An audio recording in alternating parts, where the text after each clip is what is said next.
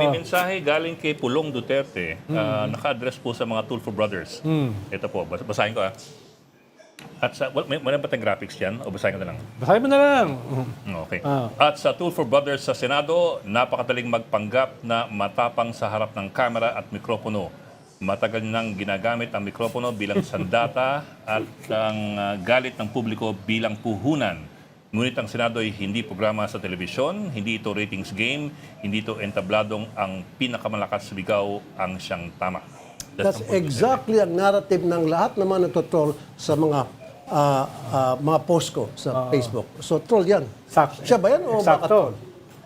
Eksakto, ganon. Baka kinuha niya sa troll tapos kinamit niya sa kanya. Paano matapang kasi si Baste. O, si Pulong ba yan? Baste? Pulong. Si Pulong kasi matatapang Sabi yan niya. Kapatid, nanggahamon yan Tapos hindi pupunta pag kinol mo yung hamon. Di ba yung nanaksak ba yan sa ng isang bugaw ba yun? O, tinakot. Saka yung si Juan, yung si General Torre. Oo nga, Yung hinamon ng suntukan. Tapos naghamon uli. Kaya Juan naman, yung testigo sa Justice Committee,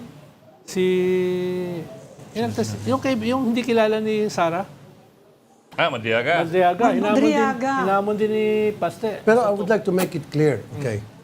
Kami, yung tapang namin, ginagamit namin sa tama. Kapag meron na api, meron mga na-oppress, kinakampihan namin yon para mabigyan ng hustisya. Diretso. Kung malapit sa amin. Tinutumbok niyo talaga. Tinutumbok namin. Kung si Juan, inaapi si Pedro, di si Pedro kakampihan namin, away namin si Juan. Doon namin ginagamit yung tapang namin. Mga mahihina. Lalo na Para sa mahina. Hindi yung para makipagbardagulan, para magpasikat. We don't do that. kahit yung mga asawa na inabusa na kwan. Battered women. Battered women, mga kwan.